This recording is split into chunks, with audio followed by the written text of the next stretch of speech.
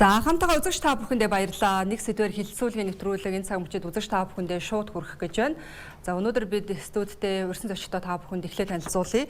За манай студид Монголын түлш тээвэрлэгчдийн үлзийт зам холбоо төрийн бас байгууллагын удирдах зөвлөлийн дарга Балжин ям. За мөн улсын хурлын даргын засаглал, захин бодлогын зөвлөх Тэнгис, мөн улсын хурлын гишүүн инх төвшин хүрэлцэн ирсэн байна. Ингээд зочдоо бас маш их баярлалаа хүрэлцэн ирсэн.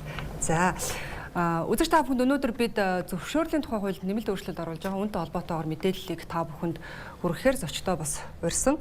За зөвшөөрлийн тухай хууль бол 2022 онд батлагдаад за ингээд 2023 оны 1-р сарын 1-ээс хэрэгжиж эхэлсэн.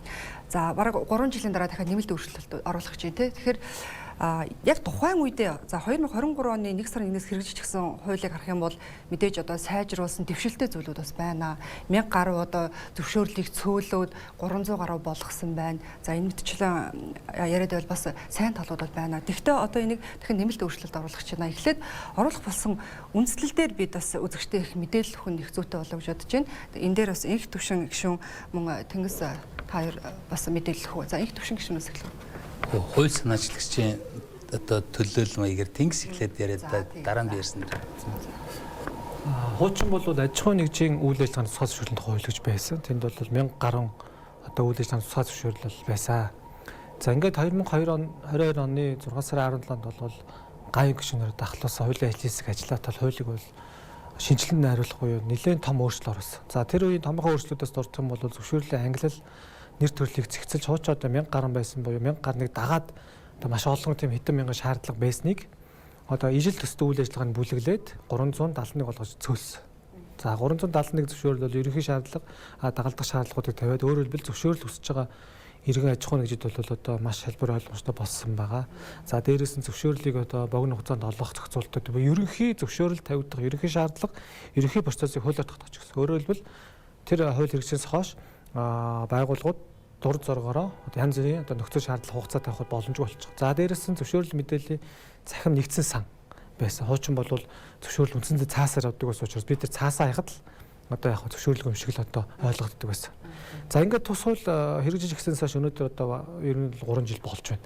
За энэ 3 жилийн хугацаанд ингээд харахаар нэгдүгürt бол бизнесийн орчин нөхцөл маш их өөрчлөгдөж байна. Аж үйлдвэрийн төрөлдөрөөс бол хиймэл оюухан технологийн дэвшлүүд гэж ерөөсөө өмнө байгаагүй шинэ одоо салбар маш их орж ирж байна. За энийг дагаад өөрөө барилга одоо боловсрол эрүүл мэнд ингээд нэг малаж хойдож ингээд бүх одоо салбарууд маш хөвсөж өөрчлөгдөд боломж нь нэмэгдээд байдаг. За дээрэс нь яг зөвшөөрлийн тухай хууль заасан зохицуултыг дагалгүйгээр бусад салбарын буюу өөр зорилттой хуулиудыг дагаж зөвшөөрөлтэй төстэй харилцаанууд маш ихээр нэмэгдсэн байсан. 20 орчим зөвшөөрлөөр нэмэгдсэн байж байгаа. За энэ бүгд дээр бол зөвшөөрлийн зүйл ажиллах хэрэгтэй байсан. Тэр болгон бол ажиллаж чадаагүй. Дээрээс нь төрийн захиргааны байгууллагууд бол ер нь эрх бүхий байгууллагуудаас зөвшөөрлийн шинжтэй гэдэг нь та төрийн байгууллагаас ямар нэгэн одоо тийм бичиг цаас гэрчилгээ сертификат магадлан гэрчилгээ гэх мэтийг авч байж тэрийг хийхгүй бол ямар нэгэн байдлаар таны үйл ажиллагаанд нөлөө үзүүлдэг тийм одоо харилцаа одоо 1000 орчим гэж одоо тоологдсон. Тэгээд судалж үзэхэд. За ингээд бид нар зөвшөөрлийн хуулиар нэр төрлийг дахиж харах хэрэгтэй юм байна.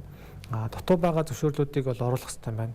Зөвшөөрлөл бол байхгүй тэр харилцаанууд нь хэдийгээр ингээд харахад хэрэгтэй ч гэсэн яг хуулиар зохицуулж өгөхгүй бол дахиад нэг өмнө байсан шиг төрийн байгууллагууд нэг одоо сум дөрвөн засаг дур зоргоор хаашлаад одоо ямар ч хууль байхгүй учраас тэр хүн чинь дураараа шаардлага тавьж одоо янз бүрийн өөр ойлголт өгөх гэдэг шүү дээ. Тийм учраас тэр зүйлсийг бүгдийг зөвшөөрлийн хууль руу одоо шинээр оруулах нь оруулж зэгцэлж хуультай олно гэдэг бол нэг талаас юм тодорхой болж байна гэсэн. Гадаадын хөрөнгө оруулалт дотоод хөрөнгөж бизнес эрхлэгчид хууль заасан зүйлийг бол хэрэгжүүлэхэд маш тодорхой болно. Аль аль талд нь болж байгаа тийм. За дээрэс нь нэг шинэ ангилал нэмж байгаа. Хуучин бол бид нар тусгай ангийн гэж хоёрхан ангил дээр зөвшөөрлийн үндсэн дээр үйл ажиллагаа гэдэг. Ерөнхийдөө өөрөө бизнесийн үйл ажиллагаанд оролцож байгаа оролцоог төрөөс ингэж заавал эхлээд урдчилт нөхцөл тавьж шаардлага хангуулдаг байсан бол одоо энэ хуулийн төслийн өөрчлөлтөөр бол одоо мэдээлэлд ангил орчиж. За мэдээлэл бол 21 төрлийн үйл ажиллагааг бол зохицуулж байгаа. Энэ 21 төрлийн үйл ажиллагааг хангахад та холбогдох салбарынхаа стандарт дүрм журмыг хангаад тэрнийхээ дараа та үйл ажиллагаа эхлэн үйл ажиллагаа эхэлсэн тухайга одоо яг мэдээлэл хэлбэрээр холбогдох төрийн байгууллагатай мэдэгдэнэ. За та хэрвээ дөрөв нөтөд өсөж тоолны үүсгэж хэрэглэж байгаа бол би энэ тоол хийж байгаа шүү. Гэхдээ та мэдээж ариун цэврээс авах хэрэгтэй.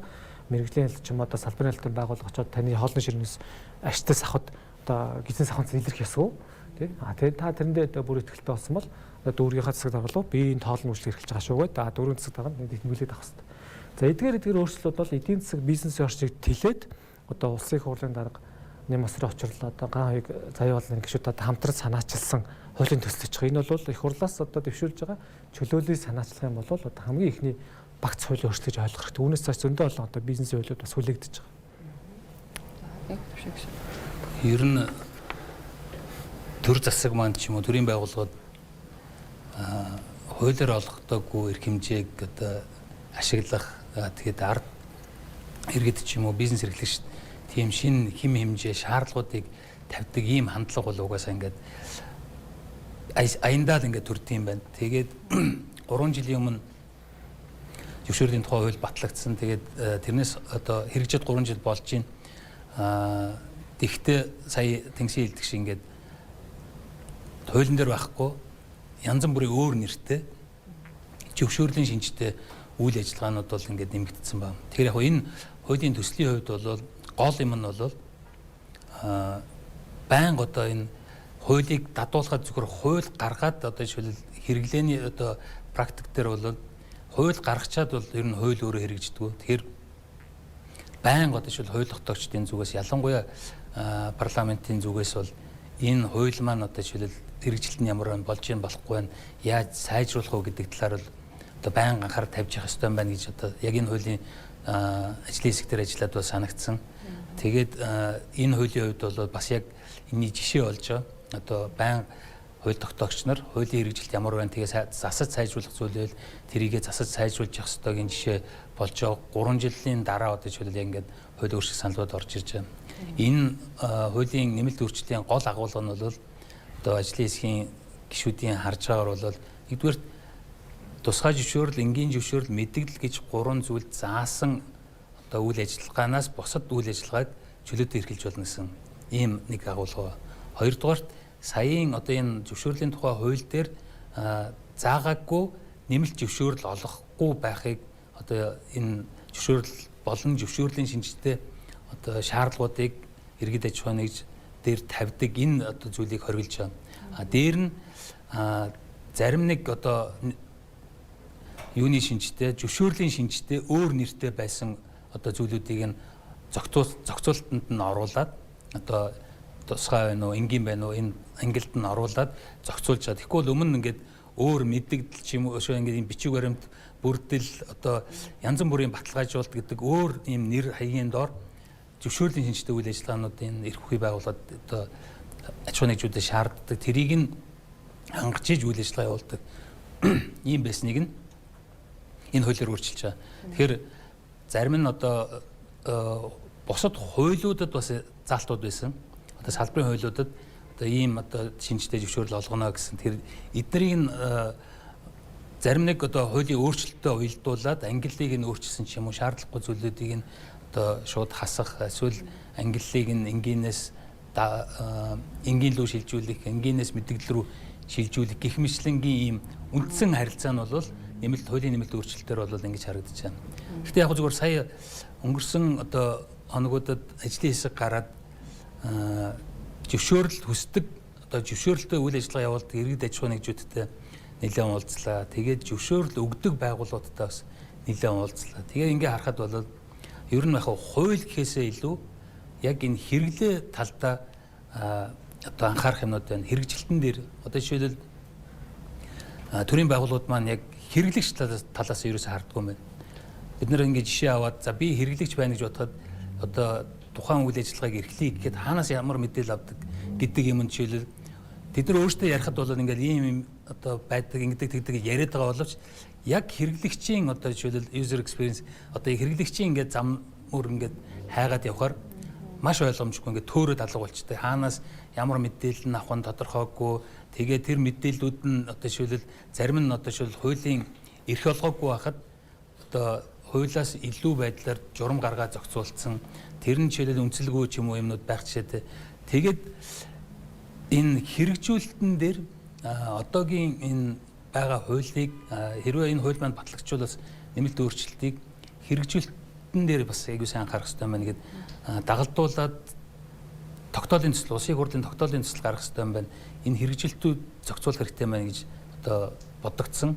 Бид нэр үргэлжлүүлээд 4 сарын их хүртэл ер нь аж ахуйн нэгжүүдээс санал авч байгаа. Тэгээ хилцүүлгүүдээс үргэлжлүүлээд зохион байгуулж байгаа 400 орчим зөвшөөрлийг биднэрт ажлын хэсэг зөвшөөрөл тус бүрээр нь зөвшөөрөл олгодог байгууллагуудын дуудаж авчираад би яг ингээд хэрэглэгч зөвшөөрөл хүсэгчийн хувьд одоо яаж одоо энэ зам мөрийг туулж зөвшөөрлөө яаж авч ийн гэдгийг бүгдийг нь зурж үзчихэ. Тэгээд энэний дараа бас сая хэлдэг энэ тогтоолын төсөлд нэлээд тодорхой саналууд оруулах гэж бодож байна. Яг их төвшин гишүүний хэлсэн дээр олон зүйлийг бас харж болохоор байна л да. За зүгээр хамгийн түрүүнд санаанд буусан ялангуяа нөгөө байгууллагуудын зөвшөөрлөгдөг байгууллагуудын төрийн байгууллагуудын уялдаа холбоогүй байдлыг бас нэлээд ярьж илээ. Яг иймэрхүү байдал жишээ нь тулгарч байна уу те? Одоо шинэ танай төрийн бас байгууллага гэхэд 250 гаруй гишүүдийг нэгтгэгдсэн. Ялангуяа уул уурхайн чиглэлийн түвшийг бол ингээд тээвэрлэдэг байгууллагуудын үе те яг зөвшөөрөл авахд иймэрхүү хүндрэлтэй асуудлууд тулгарч байна уу? Энэ дээр та бас ер нь юу хэлэх вэ?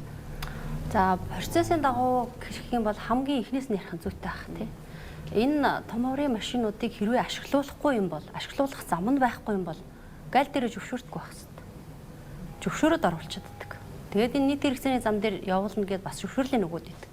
Ер нь бол тэр машиныг хүн харж суух юм уу эсвэл зүгээр хоосон тээвэр хийгээл 100 цад авахгүй нь ойлгомжтой шүү дээ. Тэгээ 90% дүүргэлтээр ачих хэвээр тээвэрлэх гэж л оруулж ирж байгаа. Гэтэл зөвшөөрөл гэдэг маань өөрөө тэр стандарт дүрм журмыг хэрэгжүүлэхэд л одоо хяналт тавьж байгаа. Зориултын дагуу ашиглах юм уу, болох юм уу, болохгүй мó? Тэр стандартыг яаж хэрэгжүүлж байгаа, зөрчил нь хаанаа гарч байгаа. Энийг л хянах тийм одоо эрх бүхий байгууллагын зөвшөөрөл гэж би ойлгож байгаа байхгүй юу? Гэтэл энэ зөвшөөрөл стандарт дүрм журм маань өөрөө хоорондоо уялдаагүй байхаас гадна одоо улсынхаа зорилго та ерөөсөө нийцэхгүй байгаа байхгүй. Бид нар уул уурхайг дэмжин, монополийг задлана, жижиг аж ахуйн нэгжүүдэд дэмжин гэж яриад идэг. Гэтэл өнөөдөр нөөцийн агуулгах савыг монопол том компаниуд шууд аваач барьчихж байгаа. Тэнгүүт жижиг аж ахуйн нэгжүүд яах юм? Одоо шилжүүлж шатхан тээвэр байлаа гэхэд чинь ачаа тээвэрлж байгаа тээврийн компани манай төрийн бас байгууллагын ачааг илгээж байгаа жижиг импортлогч нар бөөний удалдаа эрхэлж байгаа одоо баг 200 орчим жижиг аж ахуйн нэгжүүд байна шүү дээ. За хүлээж авж байгаа жижиг уул уурхаанууд байна. Гэхдээ энэ хүмүүс чинь нөгөө нөөцийн сав барих боломжгүй учраас аль болох одоо эргэлтээрээ нэг удаад нэг 10 тонн илүү ачаа явчих гэдэг юм уу ийм байдлаар л зохицуулагдаж ирсэн юм байна. За энэ тогтсон жишгийг үнэхээр өөрчлөгч байгаа болоод чи хүн ажил амьдралаа төлөвлөх хугацааг нь олгох ёстой. За түрүүн энэ даргын хэлж байгаа би санал нийлж байна. Зүгээр нэг аймгийн засаг дарга дээр жишээлх юм бол шүү дээ. Одоо жишээлх юм бол стандарт гэж юм байдаг тийм үү? За зөвшөөрлөө аваа явж байгаа тухайн машинууд тээвэрлэлт хийхдээ тэр стандартыг мөрдөх ёстой юу? Мөрдөх ёстой. Гэтэл аймгийн хэрэгжүүлж байгаа үйл ажиллагаа юу вэ гэхээр аюултаачны стандарт тэр хатгууныг болоод жишээлх юм бол цалигдаг учраас тогтоож өгсөн стандарт хэмжил зүйн газрын зөвшөөрлөөс зааж өгсөн хэмжээс доогуур ачих хэрэг жолоочд байдгаа ачуулж байгаа газар дээр ч байхгүй шүү дээ. Тэгэхэд дураараа лацын задлал хоосон машин дуудуулаад нэгээс нөгөөрөө ивүүлүүлээл аюултаачны стандартыг зөрчүүлээл тухайн жолооч бүтээл тэр зам дээр явж байгаа олон мянган хүмүүс занл хийсэн үйлдэл хийлгэж байгаа. Тэр битэл үйлдвэрийн хийц бүтээцэд өөрчлөлт оруулж болохгүйгээд аюултаачны стандартын 6-гийн 3 дээр заагаад өгсөн байж байгаа. Энэ машинууд стандартаа нийцээд гоё тайраа хасаа явж байна. Шалгалтаар очихоор нөгөөдөл нэг агнаас нь салтсан. Түлшин гоочсон. Тэгээ цоорцсон. Тэрийг нэмээд ингээ шамбаарлуулаад гагнцсан тий. Ийм байдал ингээд явагдаж хахад тухайн аймаг дээр давуу эрх хөдлүүлээд байгаа юм уу? Яг яагаад байгаа нь тэрийг бол мэдэхгүй. Ингээд явж байгаа нь өөрөө нэг стандартыг нөгөөтөө зөрчилдүүлээд байгаа. Тэгээд хоёр стандарт хоорондоо зөрчиж байгаа. Гайл одоо бусад байгууллагаас зөвшөөрөл өгцөн нөхцөлд энэ зөвшөөрлийн тухай хуулийн дээр хэрвээ стандартууд хоорондоо зөрчсөн одоо энэ даргын хэлж байгаа шиг энэ янз янзын салбарт өргөчнөө хувьсгал явж дээ алдаа дутагдал байсан бол тухайн бизнес эрхлэгч аж ахуйн нэгж иргэн ганцаараа хариуцлагыг үүрээд эдийн засгаараа хохирдог биш. Төр журмаар ажил амьдралаа одоо нийцүүлэх хугацааг нь олгодог ийм зүйл залтыг одоо зааж тогтоож өгөх нь өөрөө эрсдэлгүйгээр төр хувийн хэмжлүүд хамтраад асуудлыг даван туулах ийм гарц гэж би харж байгаа. Яг зөвшөөрлийн авах одоо танай жишээ нэг салбар дээр зөвшөөрөл авахд тулгарч байгаа жишээ нь бэрхшээл нь асуудал юм уу? Хаана илүү гацаан үүсэж байна гэж харж байна. Гэхдээ ерөөсөө л миний түрүүний хэлсэн салбар хоорондын зорилго хоорондоо тодорхой бус тий. Тэгээд төрийн байгууллагууд нь хоорондоо уялдаатай биш. Яг энэ асуудлыг хэн хариуцах вэ гэхээр энэ хариуцсан, тэр хариуцсан, энэ хариуцсан нэгээс нөгөөрөө чихдэг. Яам дотроо хүртэл хариуцах гэсэн байдаггүй. Стандартыг мөрдүүлнэ гэж байгаа хэрнээ бүтэн нэг жил пүүн ажилтдаг. Нүдэрээ мөрдүүлэх гэдэг шүү дээ. Иннээс болоод ингээ бусдад ялгаатай байдал үүсэх, давуу байдал олох, хин нэгэн хүн эрх мэдэл албан тушаалаа ашиглаж хин нэгэн давуу байдал олгох ийм л юм байгаад байгаа. Бидний тавьж байгаа юм бол энэ системийн алдаа, бодлогын алдааг одоо цогцоор шийдэх, хин нэгэн хүн хохирддаггүй байх, улсан ч хохирддаггүй байх, иргэн аж ахуйн нэгжүүд нь ч хохирддаггүй байх, хууль дээдлэх зарчим буюу тогтвортой тодорхой л байх хэрэгтэй. Одоо энэ яг Балжиням даргын хэлж байгаа шиг иймэрхүү зохицуулсан зохицуултыг яг энэ зөвшөөрлийн хуулийн нэмэлт өөрчлөлтөөр яаж оруулж ирж байгааг ер нь шийдвэрлэх. Яг сая Энэ холбооны тавьж байгаа асуудал дээр бол хэд хэдэн кейс харагдаж байгаа. За нэгдүгээр зөвшөөрлийн тухай хууль заасан зөвшөөрлүүд бол одоо ингээд бид нар ажлаас ажиллаж байгаад харахад ингээд бие биенээсээ хамааралтай зөвшөөрлөд байх. Ингээд бие даасан байдлаар ажиллаж байгаа. Тэр дотор хамааралтай байх хэвээр бас зөвшөөрлүүд бас гарч ирж байгаа. Одоо жишээлх юм бол замтай холбоотой зөвшөөрөл бол жишээ нь барилга хотын яам, зам тээврийн яам, эрчим хүчний яам бүгдэн дээр нь барилга байгуулж барих гэдэг зөвшөөрөл байдаг. Өөрөөгөө чигүүргэн барьдаг. За дээрэс нь харилцаа холбооны салбар өөрсдийнх нь нөгөө уулаараа дутдаг сайтын байшингаар өдөртөө барьдаг байгууламжийг барих гэхээр бас үйл ойлголцол үүсэж байна. Тэгэхээр энэ байгууллагууд хооронд ийм асуудлууд байна. За дээрэс нь тухайн нэг үйл ажиллагаанд олон янзын зөвшөөрөл авдаг байдал бас байгаа.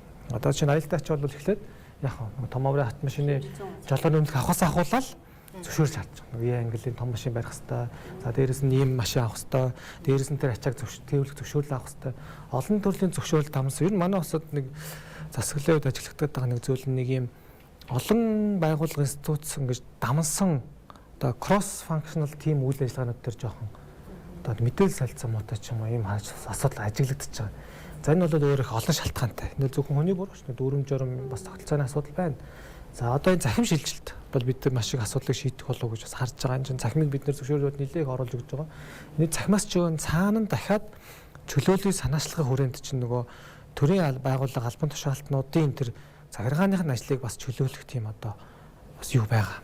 Үзэл санаа байгаа байхгүй. Тэр өөрөөр хэлбэл төрийн албан хаагч нар жинхнээсээ ажлаа хоорондоо уялдуулдаг, хоорондоо чөлөөтэй харилцдаг. Бие биендээ тэр нэг байгууллагын амбицаас шаардсан тэр нэг юм дөрвөн журам ирэх дахын асуудлуудыг бас давхар чөлөөлж байж шийдэгдэнэ. Тэгэхгүй бол сая их төвшин гişүү хэллээ шүү дээ. Нөгөө хуулийг ойлгож хэрэгжүүлж байгаа байдал нь харилцаа байдаг байхгүй. Зарим яам чинь ойлгоод тэр зөвшөөрлийг тийм өөрөөр журмалж чаддаг юм уу? Эсвэл маш сайн биднээс илүү ойлгочоод тийм журам одоо тушаал гаргаж чаддаг юм уу мэддэхгүй. Тэгэхээр ер нь бол бид нар одоо ганц зөвшөөрлж биш.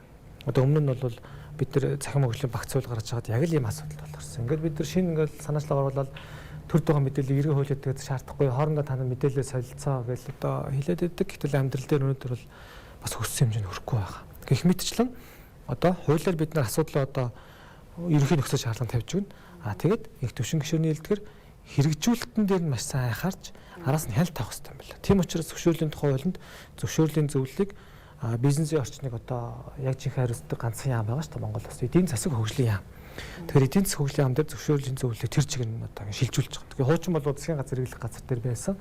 Одоо тэр ингээд нөгөө засаг хоорондын одоо уялдаа холбоог хангадаг алийн албан дээр байсан одоо оновчтой байсан нэг үеэр мэдхгүй. Тэгтээ тухайн зохицуулт бол одоо өөр аргагүй байсан байна. Яах харахгүй салбар дундын уялдааг хангах гад л засгийн газар хэрэглэх газарт л тэр хариуцуулсан байгаа. Одоо ганцхан субъект байгаа шүү дээ тий.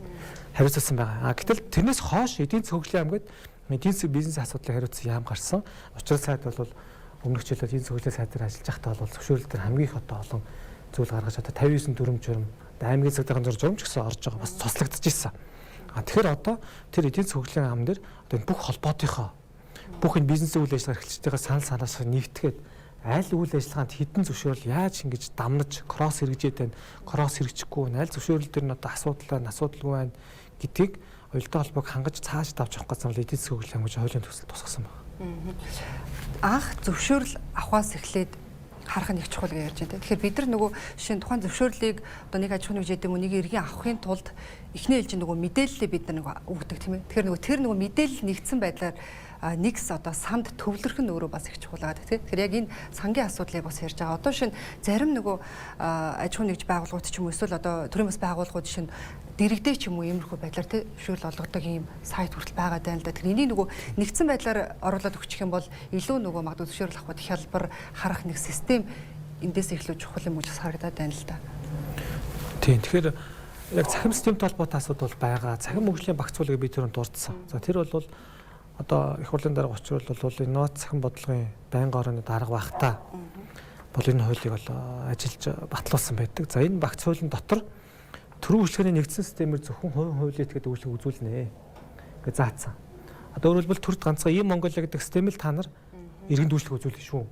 Дур зураг битийн тэний олон аппликейшн систем. Энэ чинь цаана нөгөө төрийн мөнгө үрэгдээд олон янзын ингээд нөгөө систем хүмүүс ашиглах хэцүү болоод хүндрэлтэй байдал үүсгэж байгаа. Тэгээд нэг хүн чинь одоо хуучин би нэр зохион бол жишээ нь нийгмийн даатгал дээр 2 аппликейшн байж байгаа. Тэд оноос өмнөх нь 2 аппликейшн ашиглаараа тэд оноос хойш бүртгүүлсэн нэрийг ашиглаар яах ч юм тий.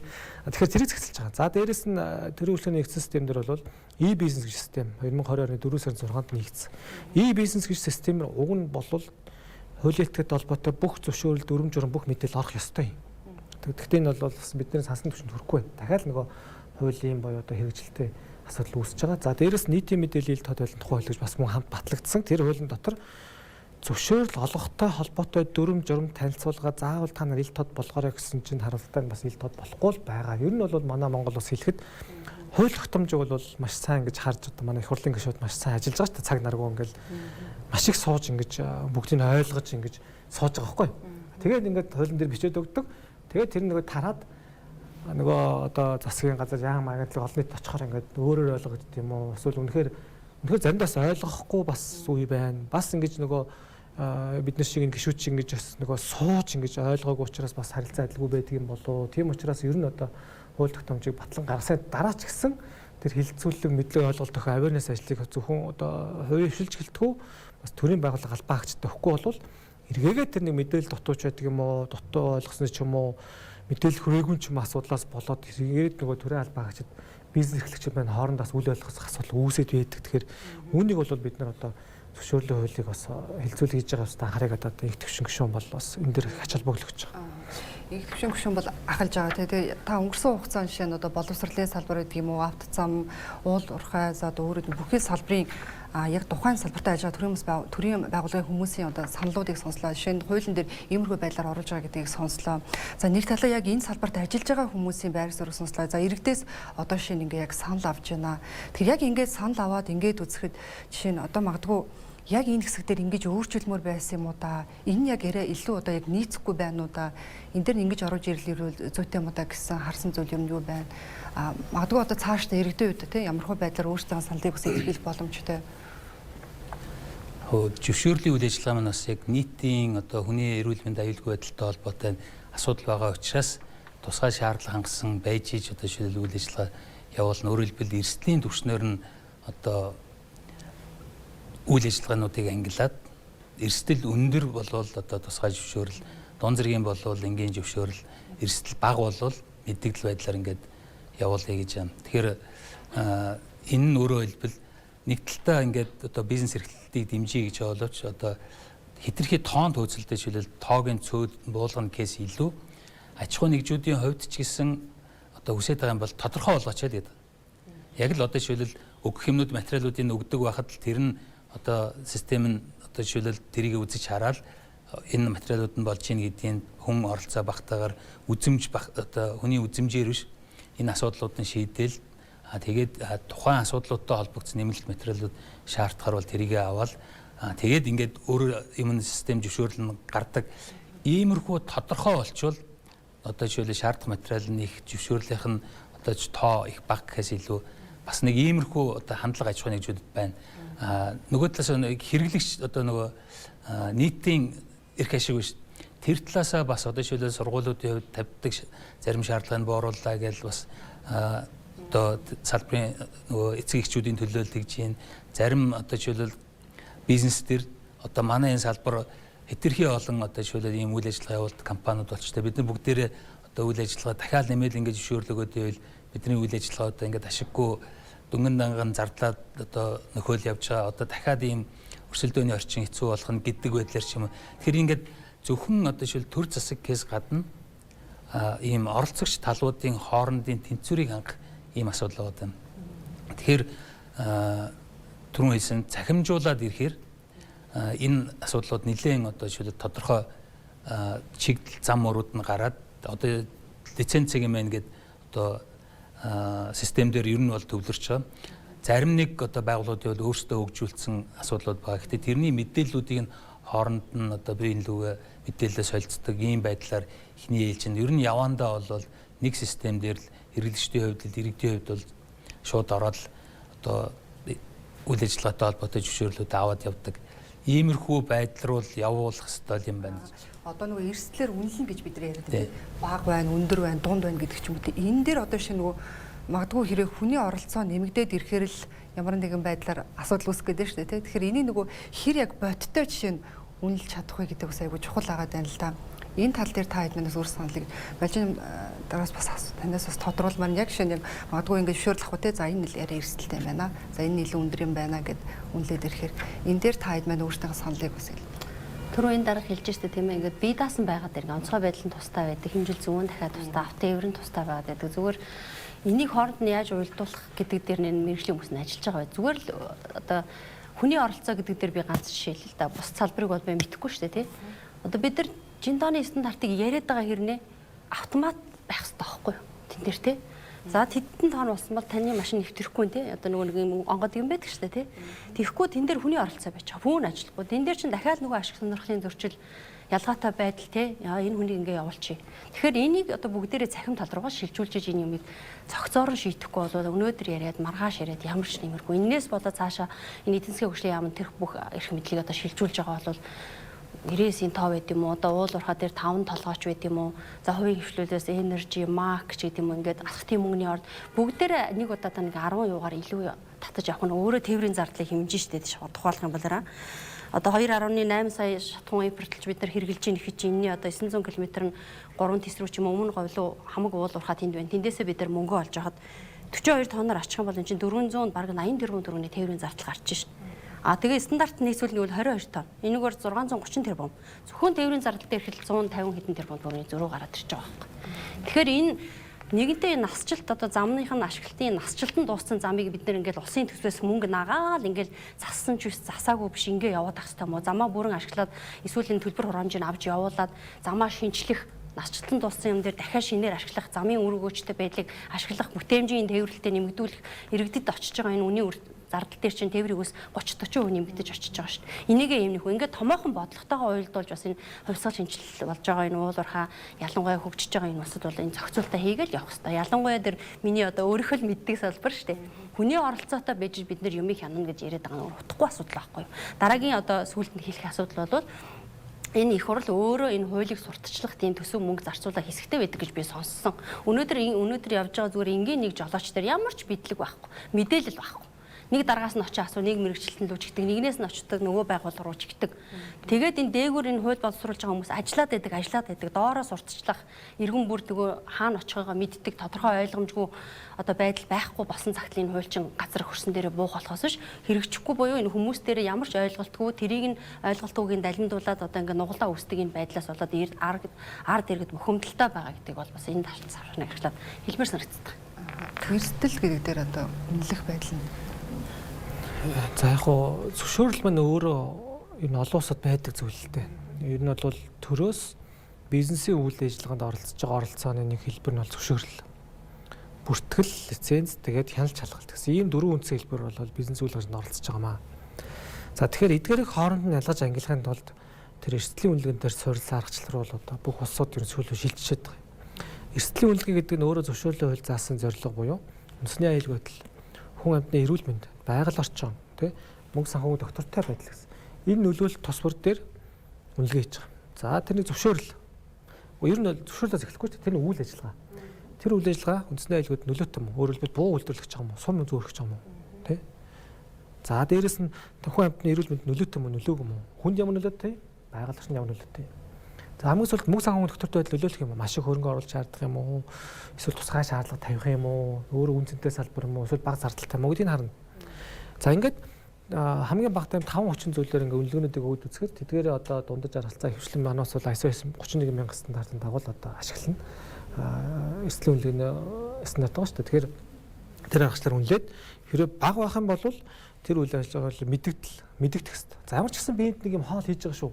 Тэ гэдгийг бол та түүрэгтээ хэлэх хэрэгтэй. Тэгээ тэр нь цаашаа яг уу одоо нөгөө одоо сайнаар яах юм бол одоо бизнесээ нэгдсэн бүртгэл ингээд одоо хаана ямар төргөө хоолой гэдэг мэдээлэл гаргах гал дүүргээс нь статистик авах гэхээр мэдэхгүй болохгүй шүү дээ. Хэлэх хэрэгтэй манад ийм газар одоо төргөө хоолны зэг ажиллаж байна. Тэдэн бизнес эрхлэгч ажиллаж байна гэж хэлчихэж байгаа.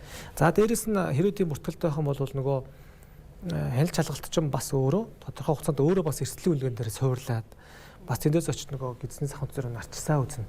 Тоогооч нь гар хүлээ угааж шалгана. Тэгэхгүй бол эн чинь төр чинь өөрөө үндсэн хуулиараа иргэдийнхээ эрүүл аюулгүйн үүрэгтэй. Тэрийг хэрэгжүүлэх 1.10 зам нь хяналт шалгалт хийх эрх үүрэг нь байж байгаа. Тэгээ энийг хэрэгжүүлэхийн тулд гэх юм одоо тэр тоо баримт нь бол байж ах хэрэгтэй байхгүй юу? За ингээд тэр эрсдлийн үнэлгээнээс шалтгаалаад арай нэг тийм эрсдэл нэр өндөр.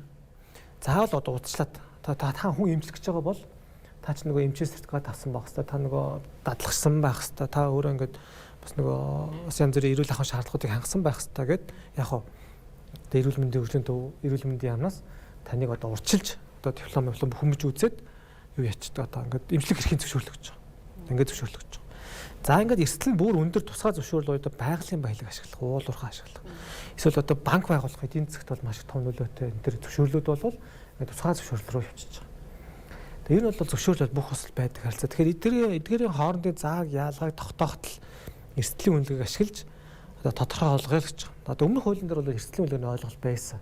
Тэгвэл бол нөгөө тодорхой хэмжээний зөвшөөрлөг шинээр бий болгоход л ашиглая гэж хэлсэн одоо тийм одоо концепцтэй байсан. Одоо үүнийг нь илүү тодруулаад сая одоо энэ чөлөөлөл санаачлах хүрээч нэг зорилго тэр ихгүй. Чөлөөллийн санаачлагын дагуу цаашдаа зөвшөөрлөлт холбоотой асуудлыг эрсдлийн үнэлгээндээ суурилж шийдвэрлээрээ. Тэр төрийн байгууллага эдийн засгийн яамнууд та нэг үнэлгээ хийчээд зөвшөөрөл мэдээлэл алийн болгохоо шийдвэрээ. Өөрөөр хэлбэл бид нар сая эдийн засгийн яамнууд тэр ангиллыг бууруулах, шилжүүлэх мэдээлэл болгоход тэр үнэлгээг шууд ингэж батлаад хэрэглэх боломж байхгүйсэн байна. Тэгэхээр тэр нөхцөлд тавиад энэ хуулийн нэг зорилго нь зөвхөн зөвшөөрлийн тоо хэмжээг цөөлөхөөс гадна дахиад цаашдаа төрийн байгууллагууд тэр зөвшөөрлөө өөрсдөө тодорхой хууль заасан эрсдлийн үнэлгээнд дээр л одоо суурилж наашин цаашнуудаа болгож бууруулаарай, хасаарай гэдэг тэр үгийг бүр зориуд бичиж өгч оруулсан. Ийм өсөлтөй асуулт байна. Одоо энэ шид тусгай зөвшөөрөл, энгийн зөвшөөрөл гэдээ байгаа тийм. Тэгэхээр одоо мэдэгдэл гэдэг бас ойлголт орж идэв. Зүгээр та яг тоон дээр хэлж өгч жишээ нь төчнийн тусгай зөвшөөрлийг тэдний энгийн болгосон, энгийнээс төчнийг мэдэгдэл болгож оруулж ирсэн гэж хэлээ. За одоо бол хүчин төгөлдөр үйлчилж байгаа хуулиар бол 371 зөвшөөрөл байгаа. За зөвшөөрлийн шинжтэй одоо нийслэл шинж гэдэг юм аймгийн засаг дарганы одоо тушаалаар баталсан бас нэг 100 орчим байх шиг байна. Үйл ажиллагаанууд. За тэгэхээр шинэ хуулийн төсөл дээр одоо очрол дарга бол хуучин эдийн засгийн яам дээр байсан шүү дээ. Тэгэхдээ бол зөвшөөрлийн зөвлөлийг бол ажилуулаад тэр бүгдийг шүүрдэж үзсэн юм бил. Шүүрдэж үзээд ерөнхийдөө энэ одоо зөвшөөрлөнүүд бол зөвшөөрлийн хуулинд орох хэрэгтэй байна. Тодорхой болгоё гэдэг. Зарим нэг тусгай бол энгийн зөвшөөрлүүдийг бас мэдэгдэл болгож ингээ өөрчлөөд тэр үедээ бас төрийн бүх байгууллагуудаа уулзаад 21 мэдэгдэл орж байгаа. Одоо хуучин чинь бол чинь банк ус санхүүгийн байгууллага нэрийг солиход зөвшөөрөл авдаг байсан биз дээ тий. Одоо тэгэхээр бид нар нэрээ солисон, хаягаас салсан захирал маань ингэж өөрчлөсөн шүү гэдэг ингээд хэлэх хэвээр. Та манай захирал ийм байгаа шүү гэдэг хэлэх хэвээр байхгүй. Тэгээд тэрийг хэлдэг болчихж байгаа. Энд бас нэг том дэвшил. За мэдэгдлүүдийн ихийг нь бол нөгөө нийслэлийн нутаг дэвсгэрт одоо байсан хоолч одоо зөвшөөрөл юм уу шүү. Түтсч одоо зөвшөөрөл юм уу биш юм уу тий. Шаардлага тавиад байдаг. Нийтийн эдийн засгийн зай талбай чи өөрөө хязгаарлагдмал нөөц. Тэ? Одоо энэ гудамжин чинь түцээр дүүргэж чадахгүй болохгүй шүү дээ. Тэгэхээр тодорхой зөвшөөрсөн байшилд түц ажиллах хэрэгтэй. Тэгээд тэр түцийг яаж олох юм гэдэг нь засаг дарга нарын одоо хэмжээг зохицуулж ирсэн бол хуульд орсноороо зарганы хэмжээ наагчд бүртгэгдсэн журмаараа одоо энэ үйл ажиллагаануудаа зэгцэрж орох юм аа. За тусгай зөвшөөрлөөс энгийн зөвшөөрөл болж байгаа харилцаа бол нэг арай ар хүрэхгүй байх. Яагаад тусгай гэдэг чинь өөрөө бас нөгөө өндөр эрсдэлтэй буюу бас хуулиараа өөрөө заасан байгаа л да нөгөө усны айлгуул нөлөөтэй байнгын шинжтэй үйл ажиллагаанууд бол тусгай зөвшөөрөл байна гэсэн. Тийм тусгай доо. Өндөр эрсдэлтэй хэврэл байна. Тийм эдгээр эрсдэл нь буухгүй шүү дээ. Дунд зэргийн энгийн зөвшөөрлөөс бол мэдээлэл орж байгаа нэг 10 орчим байх. Яг энэ хилцүүлгийн явцад харахад одоо оролцогч талуудын хувьд бас ялангуяа нөгөө хугацаа сонгохтой холбоотой бас нэлээд хүндчихсэн л да. Энэ тал дээр одоо шинэ хугацааг ингээд сонгохын тулд бас л нөгөө адилхан л нөгөө бичиг баримт ингээд бүрдүүлдэг ийм асуудлууд байна гэж ярьж байна. Тэгэхээр одоо яг энэ зөвшөөрлийн тухай хуулийн дээр яг энэ хугацаа сонгохтой холбоотой ямар одоо зохицуултуудыг илүү хэлбэршүүлж оруулж ирж байгаа вэ? Их төвшин гишүүнд тэн дээр тань. Нэг хугацаатай холбоотой зохицуулт болохоор өргөн мэдүүлсэн хуулийн төслөөр хугацааг сунгачаа тусгай энгийн зөвшөөрлүүд тусгай зөвшөөрөл 5 байсныг 5 жил хүртэл байсныг 10 жил болгочаа. Энгийн зөвшөөрөл 3 байсныг 5 болгочаа. Тэгээд өргөн мэдүүлсэн хуулийн төсөл дээр болохоор мэдээллийг бас 3 жилгээд тавьсан байлээ. Гэтэ ажлын хэсэг дээр бол заавал ингэж бас мэдээллээр үйл ажиллагаа юм дээр хугацаа тавина гэдэг чинь өөрөө бас одоо нэг агуулгатайгаа зөрчилдөд байгаа учраас ажлын хэсэг бол энэ дээр арай жоохон өөр бодолтой байгаа. Энийг заавал хугацаа тавих шаардлагагүй байна гэсэн бодолтой. Зүгээр сунгаж байгаа үйл явц нь бас яг нэг шаарддаг бичиг баримт нь яг л зөвшөөрөл анх хэлж авч байгаа юм шиг тийм одоо байдал одоо явагдаж байгаа. Тэгээд энэ хуулийн төслөөр бол тэрийг арай хөнгөвчилсэн агуулгатай заалтууд оруулж ирсэн байлаа. Тэгэхдээ бас яг ажлын хэсэг одоо ажиллаж байхад энэ бас яг бидний бодоод байгаа одоо хүсэж байгаа болон яг энэ хуулийн үзэл баримталтай харахаар тэр хүссэн үзэл баримтлалынхаа хэмжээнд хангалттай хялбар болгож бас чадаагүй юм шиг харагдаж байна. Тэгэхээр ажлын хэсгээс бол санал оруулах гэсэн бодолтой. Өөрөөр хэлбэл жишээлбэл 1 жилийн хугацаанд одоо хяналт шалгалт одоо ороод ямар нэгэн алдаа зөрчил илрээгүй бол тэр тусгай зөвшөөрлийг сунгадаг болохоор одоо хуулийн төсөл дээр заасан байлээ л дээ. Тэгэхээр өөрөөр хэлбэл эндээс юу харагдаж байна гэхээр заавал сунгуулахын тулд дахиад нэг хяналт шалгалт оруулах юм шиг нэг талаас нь тэгж уншигдаад байгаа. Нөгөө талаас энэд бол харж ихтэй болохоор ядаж тэр хяналт шалгалтанд орцсон хүмүүс асуудалгүй байсан бол тэрийн зүгээр өгчийлдөө гэдэг тийм агуулгаар бас хийсэн боловч нөгөө талаасаа бас арай өөр сонсогдоод байна. Тэгэхээр энийг илүү хялбар болгох чиглэлээр энэ хуулийн төслүүдээр бас ажлын хэсгээс санал оруулъя гэсэн бодолтой. Ер нь бол хууль тогтоомжийн тухай хуулиар шинжилсэн хариулга бол бид нар хуулийн бүх залтуудыг ингээд санал бодол одоо иргэдээ санал аваад өөрчилж болдог. Нэмэлт өөрчлөлтөөр болохоор зөвхөн хууль санаачлагчийн хүндсэн хуулийн залтууд дээр л бид нар ажиллах болцоод өөрөлдвөл тэр залтыг өөрчлөн найруулах гэх юм уу тэрийг одоо өөрчлөх гэх ийм болцоонууд байгаа. Тэгэхээр энэ хүндсэн залтууд дээр мэдээж одоо орж исэн болгоны дэмжих одоо шууд явуулна гэсэн агуулга байхгүй. Яг одоо ажиллаж байхад бол нэлийн хэдэн залтуудыг бас үзэл баримталд нь нийцүүлж ажлын хэсгээс бас санал оруулах гэсэн бодолтой байна. Зөвшөөрөл олгож байгаа хугацаан дээр одоо эргээд нөгөө хориг мэдэгдэж байгаа хугацаан дээр бас нөгөө салбар болгон дээр өөрөө хариултуудыг хэлж ирсэн л да. Жишээ нь одоо банкны салбар дээр нэлээд нягтлах шаардлагатай байдаг учраас одоо 12 хоног 20 хоног зарцуулах шаардлага байдаг. Барилгын салбар жишээ нь 1 хоногт бид нар ингээ багтаагаад олгож байгаа тохиолдол байна гэдээ ярьж байна. Тэгэхээр одоо яг энэ нэмэлт өөрчлөлтөөр шиг яг энэ хугацааны үед тийм ээ хурдан түргэн шуурга аль болох иргэдэд чирэгдэл учруулахгүйгээр олгох тал дээр одоо магадгүй салбар болгон дээр харилцаа адилгүй өөрөөр хариултууд гарч ирэх байх л дээ. Энэ тал дээр та хэд мань бас мэдээлэл өгвөл за их төвшин гişүглээ. Нэг хэлчих юм уу? Тий яг одоо хугацаан дээр ялангуяа салбар болгоноор өөр өөрсдийнх жишээ манайх иймэрхүү байна. Тэгэхээр одоо ийм санал оруулж ийн гэдэг мэдээлэл өгчээсэн л да. Тэг яг нөгөө зөвшөөрлийг олгох хугацаа гэдэг маань өөрөө ингээд яг задлаад үзвэл бас янз бүр харна. Одоо нөгөө зөвшөөрлийг авахд шаардлагатай бэлтгэл ажил бол тэр хуулийн этгээд аж ахуйн нэгжээр бол хэдэн жил болж магадгүй байгаа. Зарим төрлийн үйл ажиллагаанд дараа одоо чинь аялал таачаа төвөрчтэй бол тэр автомашиныг одоо авахын тулд тэр хөрөнгө бүрдүүлэх нь нэлээд их болж байна. За тэрнтэй адилхан барилгын зөвшөөрлөлтөөр бас нэлээд их болно. За тэр бүх бүх шаардлагатай тэр урдсан нөхцөл шаардлага хангасан. За хэрвээ тэр тохирлын гэрчлэлийн шаардлагатай бол гэрчлэгээ авсан. За зохиох стандартыг дагаж мөрдсөн байх хэвэл тэр стандартаа бас хангасан байх. Эн чинь өөрөө одоо тодорхой бас одоо 7 хоногоос гэдэг юм уу 6 сар хугацаа шаардаж байгаа. Бэлтгэл ажил дээр. Түүнийхээ дараа та бүх нөхцөл шаардлага хангасан бол та үнийг одоо яг зөвшөөрөл олгох их бүхий байгууллагад хөргүүл. За хөргүүлээд бүрдүүлбэрийг хянан шалбараад бүрдүүлбэр буюу баримтчиг одоо ирүүлсэн материалд агуулгын болон хэлбэр бүрэлдэхүүний хувьд бол асуудалгүй хам болвол одоо 10 хоног ч юм шийдвэрлэх тийм боломж бол байгаа. Одоо бүр энэс богинохон 2 хоног шийдвэрлэж байгаа байгууллага зөндөө байна. Өнөөдөр барилгын одоо салбарын төлөөлөлт уулзалт хийж байна. За зарим салбар бол уддаг зохиолдол байна. Ялангуяа тэр орон нутагт газар дээр нь очиж үздэг асуудлууд байна. Одоо чинь хотоос аслагдсан аймагт нэг үйл ажиллагаа хийчихвэл Улаанбаатар хотоос нэг хүн очих нь шүү дээ. Одоо нэр бүхий байгууллага юм чинь. Тэр хүн чинь ингээд яг үүндээ байгууллага дотор томилтын тушаал, мошаал, заагдал мөн бөөн юм болол амьдралын процесс бол бас өөр байдаг. За тусгай зөвшөөрлөлийн хувьд ийм байна. За энгийн зөвшөөрлийн хувьд бол хэрвээ тэр албан тушаалтан одоо хариу өгөхгүй байх юм бол 30 хоногт бол тэр зөвшөөрлөө өгсөн тооцно гэдэг угаасаа тийм хуулийн зохицуулт бас байгаа байхгүй. Тэр үүнийг бол одоо бид нар систем дээр оруулаад систем дээр та ангийн зөвшөөрлөө өгсөнтэй оруулаад 30 хоногт хариу өгвөл зөвшөөрлөлийн чинь тэр гэрчлэг автоматар хэвлэгдэжээ. Ер нь бол тэр өөрчлөлт нь бэлэн болцсон. Тэгээ одоогоор яг зориглож юм аа аль байгууллага тэр автомат хариу өгөх нь бас гарч ирээгүй л байна л да. Тий өнгөрсөн яг хугацаанд бас хууль гарснаас одоо хойш бас сайн одоо үр дүнгууд бас байна л да. Жишээлбэл бид нэр сая барилга хот байгуулалтын яамтай холбоотой зөвшөөрлүүдийн тэгээ олголтын явцтай танилцлаа. Тэнд бол жишээлбэл эрх үүргүүд яг тухайн тэр үйл ажиллагаа явуулж байгаа салбарын төрийн бус байгууллагууд шилжүүлээд өгсөн одоо Монголын үндэсний барилгын ассоциац, Монголын барилгын материал үйлдвэрлэгчдийн одоо холбооч гэдэг юм уу ийм байгууллагууд жишээлбэл нэгэнд нь 3 тусгай зөвшөөрлөг өгөх эрхийг нөгөөдгөнд нь 1 тусгай зөвшөөрлөх эрхийг өгсөн. Тэгээд бидний хувьд бол өмнө одоо жишээлбэл барилга хот байгуулалтын яамн дээр 12 хүн байсныг одоо жишээлбэл тэр хүмүүсийн бас ажлын байрыг хадгалах шаардлагатай учраас тэр хүмүүсүүдийг нэг зөвшөөр шилжүүлсэнтэй холбогдуулаад уул барилга ассоциац руу 10 хүн шилжүүлсэн гэж байна.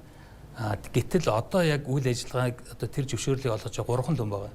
Одоо жишээлбэл тэр төрийн бус байгууллагууд дээр өмнө төрд байхад 12 хүн хийж одоо жишээлбэл хийдэг байсан зөвшөөрлийг одоо энэ ассоциац дээр 3 хүн хийж байгаа. Дээр нь хугацааны хувьд 20 хоног болдог байсан юм нь 2 хоног болгоцсон.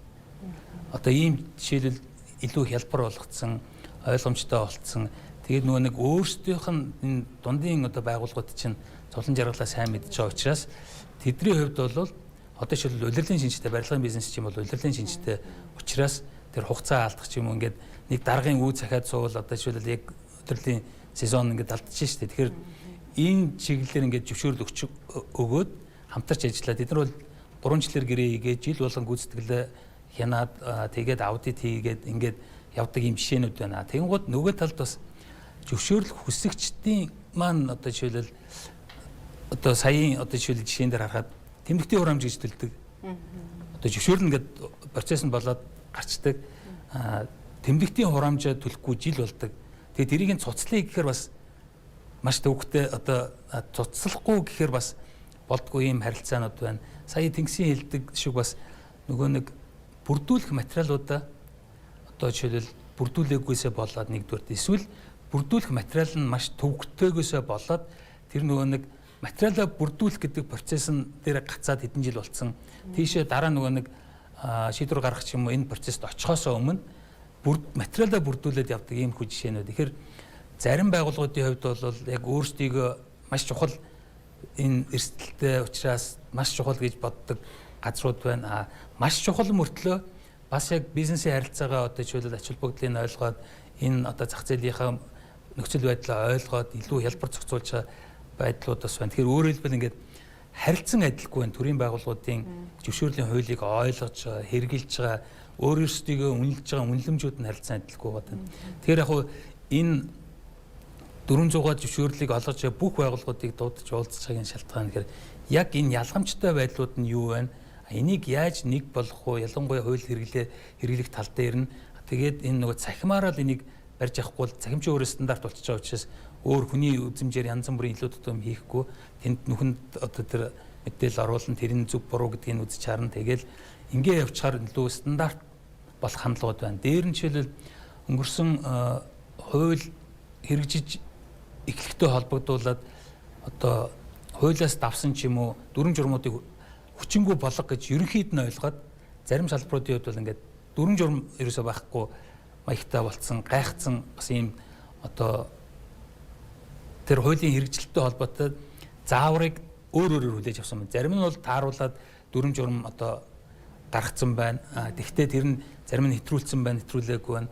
Зарим нь тэр эрхээ олж авахын тулд өөрийнхөө салбарын хуулиудад өөрчлөлт оруулъя. Энийг оруулж ийж бид нэр энэ зөвшөөрлийг одоо жишээл олох одоо шаардлага тавих эрх нэгдэх юм байна гэдэг байдлаар ажиллаж байна. Тэгэхээр яг бодит байдал дээр саяын одоо чинь ойлгомжгүй байдлаас болоод хэрвээ яг хуулиа дагвал зөвшөөрөл олохгүй байх хэмжээнд бас тийм харилцаа байгаа байхгүй. Одоо тэр ямар шаардлага тавих уу гэдгийг тэр тухайн зөвшөөрөл олгож байгаа байгууллага нь өөрөө журам гаргах хуулиар тийм эрх олгодоогүй. Тэгэхээр тэрийгэ гаргачаар хууль зөрчигөөд гарахгүй байхаар нөгөө нэг зөвшөөрөл өгч чадхаа байлаад үйл ажиллагаанууд нь гацчих. Тэгэхээр үйл ажиллагаа явуулахын тулд бол одоо хандаа ингээд аргалаад ч юм уу явж байгаа. Тэгэхээр тийм зүйлүүдийн ч гэсэн одоо энэ засгийн улсын хурлын тогтоол дээр яг тодорхой хэмжээний юм шилжилтийн зохицуулгууд бас хийгээд тэр хугацаанд нь тэр эрх олох ч юм уу яг хуулийн хүрээнд байх, хууль засгалдаг байх гэдэг түрүүн ярьжсэн. Одоо гол юм чинь хуулиалдах ёстой. Тэгэхээр энийг одоо хуулийн хүрээнд болгохын тулд бас тодорхой хэмжээнд ийм одоо хугацаа үйл ажиллагааг тасралтгүй явуулахын зохицуултууд бас хэрэгтэй харагдсан. Яг хуулиас харах юм бол за одоо бид нар нэг ийм ойлголт байгаа. Тэгээ энгийн одоо худалдаа байдаг юм уу, ийм салбар дээр аудит гэхэд за та ямар ч үйлчлэгээ эрхэлсэн мэдэгдээд ингээд үйл ажиллагаа эрхэлж болно гэд одоо энгийн байдлаар бид тайлбарлаж яриад байдаг. Гэхдээ нэг талаа харах юм бол за эхлээд танд мэдэглээ өгчих, за тэгээ үйл ажиллагаа эрхэлчих, араас нь яг хяналтаа тавиа явна гэдэг чинь нөгөө талаа харахад бас нөгөө зөвшөөрөл хүсэгч тал маань үйл ажиллагаа эрхэлж байгаа тал маань бас нөгөө хариуцлагатай байх гэдэг нь бас нэг талаа их чухал юм уу гэж бас харагдаад байна л да. За. Тийм. Ер нь яг нөгөө яг тэгж ойлгосон бас хүмүүс байгаа. Одоо нөгөө их хурлын даргач ингээд чөлөөлийгээд тэгсэн штеп. Чин зөвшөөрлөг байх хэрэгтэй юм шүү. Тэр шууд гараад л одоо энэ чинь хэл шалгалт байтугай юу ч байхгүй юм шүү гэдэг юм бол бас хүмүүс ярьж байгаа. Гэхдээ чөлөөлөлт гэдэг бол мэдээж хуулийн дагуу иргэнийхээ эрүүл аюулгүй байдлыг хангасан, нийтийн эрх ашиг хангасан байдлаар л одоо чөлөөлнө үхээс биш. Одоо юу гэмдэ тийм бүр одоо ямар ч зохицуултгүй юм хяналтгүй бол байх боломжгүй. Яагаад тэгэхээр бид нар чинь одоо үндсүүлийн дагуу эвлэлд нэгдээд ингээд улсаа байгуулчихсан. Бидний эрүүл аюулгүй байдлыг хангаа гэдэг эрүүл мэндийн яамтай, хяналтын газартай одоо нийслэлтэй биш үү? Тэгээ энэ газар чинь одоо тэнцэн тэр нэг газар одоо аюулгүй хоолоор үйлчлэх тэр боломжтой хэсгийг жирийн хүн бол мэдэхгүй. Тэнд нөгөө нэг тусгай мэрэгчлээ шинжээж очиж нэг арчсыг аваад тэр энгийн бохирдол нь нөгөө зохистой хэмжээнээс өндөр өнөө баг өнөө гэж хэмжиж гаргаж ирээд л дүгнэлт хийхээс биш хүн очиод л тэр мэдэхгүй байхгүй. Тэгэхээр тэрийг одоо хэн чалах байгууллага бол ажиллаа хийдгэр хийн. Төрийн төвшинхэрийн дурдсан тэр хян шалгалтын байгууллага очиод ажиллаа хийсэн байхад араас нь зөвшөөрөл өгсөн яамд дахиж одоо яг адилхан шалгалт хийснэ. Одоо зөвшөөрлөө сонг гэж хэлэх чинь бол бидэрт бол утгагүй санагдаад л одоо чөлөөллийн өрөөнд бол тийм зах заалтууд бол орсон байх жишээ нэ. Тэгэхээр энэ бол ерөөсөө тэр утга зөвшөөрлгүй үйл ажиллагаа ч гэсэн хян шалгалт бас тавих бас одоо шаардлага бол одоо байдаг. Гэхдээ тэрийг хэтрүүлж бас болохгүй. Одоо хуучин бол тийм хэсэж та нөгөө хян шалгалт чинь сүүлдээ бүр хаамаагүй мэрэгжлийн бус юм одоо хян шалгаад тий. Одоо юу дөнгө үзэмж үждэг ингээд сонь юм их шалгадаг ингээд их асуудалтай байсан. Тэгэл тухайн шийдвэр бол ингээд яамд дотор хян шалгалтыг болоо шилжүүлсэн бас байдаг юм байна тий. Нэг энэ дээр зүгээр бас нэг одоо зөвшөөрлийн зөвлөлийн өмнө бол яг ийм заалт байгаагүй. Зөвшөөрлийн зөвлөлийн талаас илүүгийн хувийн хвшлийн энэ төлөөллийн мэрэгжлийн одоо байгууллага холбоотуудтай одоо төлөөл байхаар орсон ба. Өөрөөр хэлбэл одоо саяын хариуцлага гэдэг асуудлын нөгөө талд нь одоо нөгөө төрийн бус байгууллагаараа дамжуулж одоо шил нэг компаниудын асуудал биш тухайн салбарын одоо шилэл мэрэгжлийн ч юм уу одоо салбарын холбоотууд нь өөрсдөө тэр зохицуултуудаа бас хийгээд нэгдсэн байдлаар бас асуудлуудаа ингээд оруулж ирээд энэ зөвшөөрлийн зөвлөл одоо өөрсдийнхөө дуу хоолойг одоо үзэл бодлоо илэрхийлэх болцоод өөрөөр хэлбэл талаас илүү үнэ гэдэг чинь ер нь бол хувийн хвшил өөрөө шинээр зөвшөөрөл олохгүй юу ангил өөрчлөх үү гэдгийг одоо шилэл хувийн хвшил өөрсдөө одоо шийдэх болцоод та. Тэгэхээр энэ нь болохоор нэг ийм компани одоо шилэл компани хэрнэ хэдэн том компани захирлууд ч юм уу ингээл эсвэл идэвхтэй хэдэн компани захирлууд очиж суудаг биш. Салбараар ийм мэрэгжлийн холбоотуудаараа дамжуулж энэ одоо үйл ажиллагаанд оролцох одоо тийм замыг зааж өгч байгаа. Ер нь бол яг эдийн засаг дээр ялангуяа хувийн хвшлийн хөгжих орон зайн дээр бол энэ төрийн бус байгууллагууд нь өөрөө илүү салбарын байгууллагууд нь нэг компаниуд очиж ярьдаг биш. Энэ байгууллагуудаа нийлээд энэ салбарынхаа төлөөл нэгдсэн асуудлаа ярьдаг. Иймэрхүү хандлагууд одоо жишээлбэл илүү сайн төлөвшүүл төр засгийн хувьд ч гэсэн одоо жишээл одоо энэ тэнцүү гэдэг юм одоо нэг компани очиод ярих гэр чинь одоо тэр дээр байгаа хүнтэй нэг доор яриад нь шүү дээ. Ингээд төлөөллүүд нэгдээд нийлээд тухайн салбарын асуудлаа ярих чинь салбарынхаа яамтай бол энэ тэнцүү болчихдээ. Тэд нар нийлээд одоо танхимч гэдэг юм уу өөр бусад одоо бүтцүүд нийлээд асуудал ерөнхий асуудалтай ярихад ядаж нөгөө нэг компани асуудал биш нийтлэг асуудлуудаа тэр салбарын стандарт хариуцлага гэдэг юм уу нөгөө талдаа тэр хариуцлагууд нь байж чинь. Тэгэхээр ийм байдлаар одоо ярьдаг ийм диалог тийм харилцан ярилцдаг ийм бүтцүүд бий болвол эдийн засаг дээр ялангуяа ингээд одоо энэ тэнцвэргүй байгаа үед бол одоо зөв балансыг нь олоход бас хэрэгтэй юм гэж бодож байна. За, хэдүүлэг хүмүүсийн харилцагын цаг өрнөдөрлж байгаа үзэгчтэй. За, өнөөдөр бид студиудад Монголын түнш төвлөрчдийн үлзийт зам холбоо төрөмс байгууллагын өдрийн дахь зөвлөлийн дарга болж байна. За, мөн улсын хурлын даргын засаглал захин болгон зөвлөх тэнгис, мөн улсын хурлын гишүүн инх төвшин гэсэн бүрэлдэхүүнээр та бүхэндээ бас нэг сэдвээр хэлэлцүүлгийн нэвтрүүлгээ хүргэлээ. За, өнөөдөр бид зөвшөөрлийн тухай хуульд нэмэлт өөрчлөлт оруулах тухай хуулийн төслийн талаар ярилцлаа. Ингээд хүрэлцэн ирсэн зочдтой маш их баярлалаа. Баярлалаа. За, үзэгчтэй энэ хүрээд нэг сэдвээр өндөрлөж байна. Анхаарлаа хандуулж хамт байсан та бүхэнд баярлалаа.